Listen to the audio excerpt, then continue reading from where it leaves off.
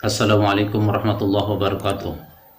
Alhamdulillahi rabbil alamin.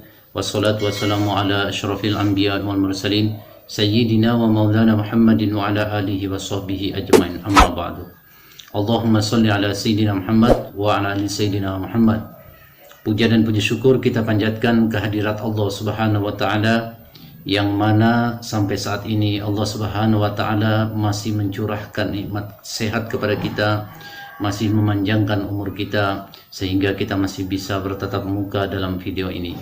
Sahabat-sahabat sekalian, dalam kesempatan ini saya ingin melanjutkan pembahasan saya tentang bahayanya orang-orang yang berpaham Wahabi ini apabila dibiarkan terus berkembang di negara kita, dan apa bukti-bukti kesesatan dari ajaran-ajaran mereka.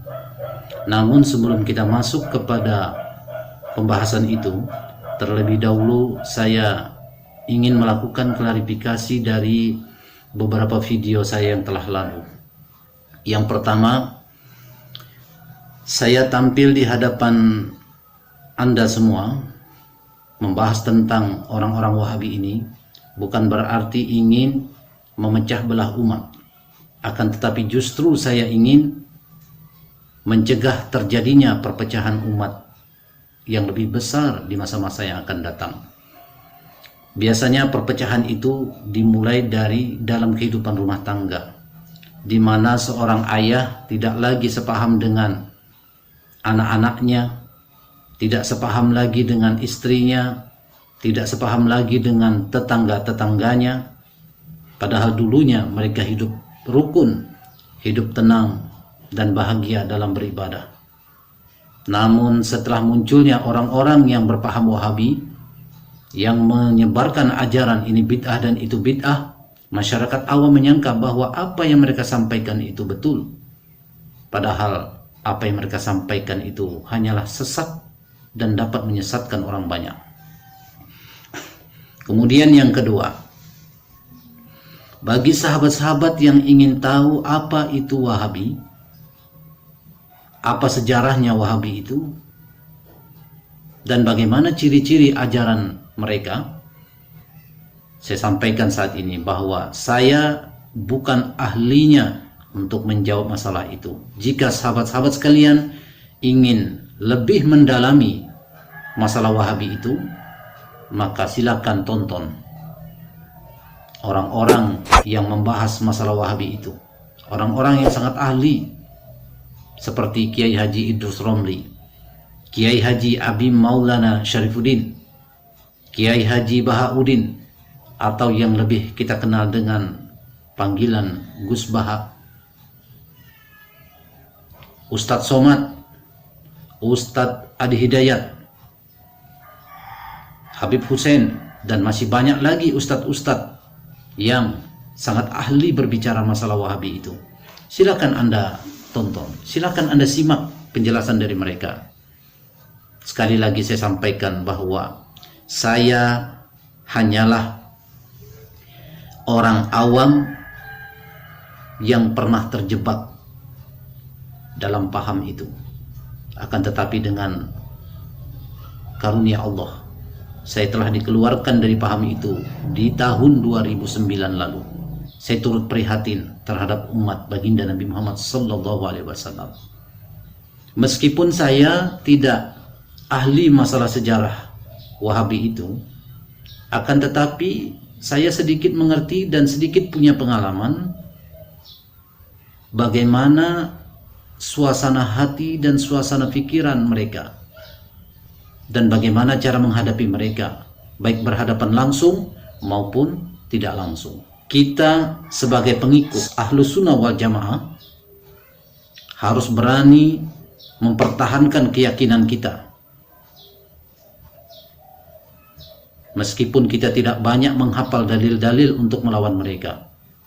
Kenapa? Karena selama ini kita tertipu dengan ucapan-ucapan mereka yang banyak sekali menghafal dalil-dalil. Sebenarnya itu hanyalah gertakan saja. Kita digertak agar orang-orang awam yang melihat mereka begitu banyak menghafal dalil-dalil, akhirnya jadi takut, tidak berani bersuara. sebenarnya mereka orang-orang Wahabi itu bukan hanya mencari dalil Al-Quran dan Al-Hadis, atau yang lebih kita kenal dengan istilah dalil nakli. Buktinya, sudah berapa banyak ulama-ulama kita, ustadz-ustadz kita yang menjelaskan kepada mereka, ini dalilnya orang membaca tahlil, ini dalilnya orang membaca bersanji, ini dalilnya orang melaksanakan maulid Nabi dan lain-lain. Tapi tetap saja mereka tidak mengerti. Apakah benar sebodoh itu mereka dalam berfikir? Apakah benar mereka tidak mampu berfikir yang jernih? Sebenarnya yang mereka minta dan yang mereka tunggu-tunggu selama ini bukan hanya dalil nakli itu, tapi juga dalil akal, yang masuk akal, yang dapat diterima logika mereka, atau yang lebih kita kenal dengan istilah dalil akli. Meskipun mereka terlihat pandai saat berbicara di depan orang banyak, akan tetapi dalam menemukan kebenaran, untuk menemukan kebenaran, mereka sangat bodoh dan hanya merusak akal mereka. Karena akal mereka yang rusak, maka untuk menyembuhkan akal itu tidak ada jalan lain kecuali dengan menggunakan dalil akli itu. Sahabat-sahabat sekalian, jika kita mengaku pengikut Ahlus Sunnah wal Jamaah, kita harus berani menunjukkan kepada mereka bahwa apa yang kita laksanakan selama ini benar dan ada dasar yang kuat, bukan hanya kita sekedar ikut-ikutan. Jika kita merasa terganggu dengan mereka, maka harus ada yang berani menampakkan diri untuk mencegah mereka.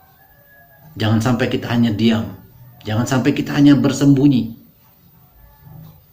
Jika kita terus-terusan bersembunyi, lalu kapan kita akan tunjukkan kepada mereka bahwa golongan Ahlus Sunnah wal Jamaah itulah sebenar-benarnya yang berada di jalan yang lurus?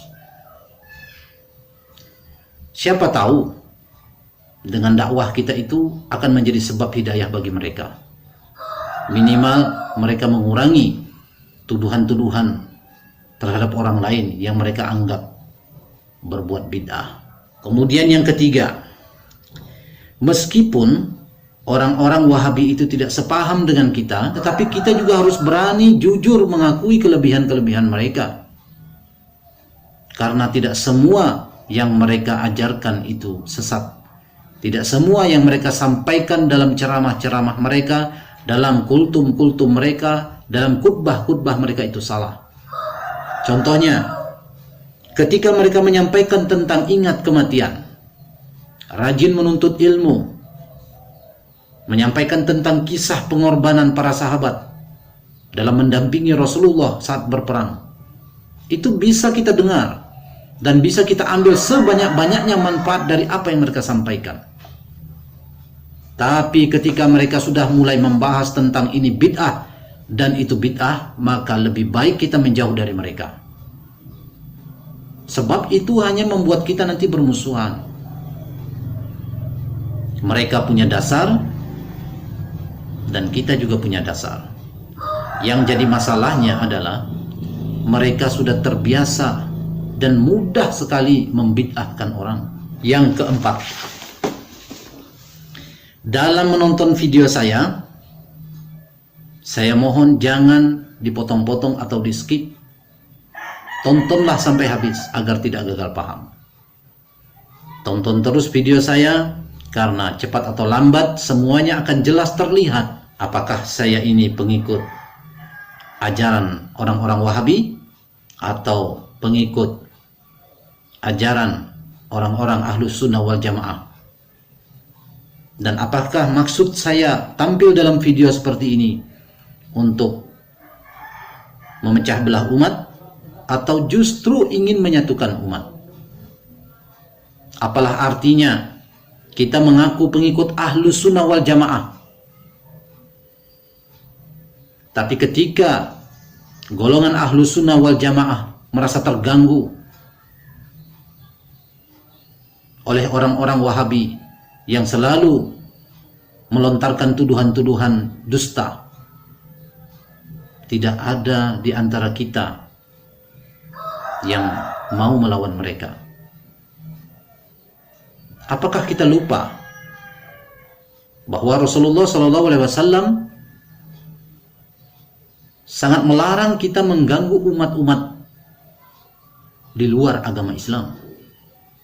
Rasulullah sangat melarang kita mengganggu ketenangan mereka dalam beribadah. Bahkan Rasulullah mengancam kita, barang siapa yang mengganggu mereka maka aku yang pertama kali akan memerangi mereka. Itu umat lain, agama lain yang terganggu, Rasulullah akan memerangi kita. Apalagi yang terganggu itu adalah umat Rasulullah SAW. Tentu Rasulullah pasti akan lebih marah. Sekarang Rasulullah SAW telah tiada. Siapa lagi yang akan menggempur orang-orang yang selalu mengganggu umat Rasulullah SAW saat beribadah itu kalau bukan kita? Menggempur bukan berarti harus secara fisik. Menggempur bisa juga berarti melakukan perlawanan dengan perang pemikiran yang cerdas.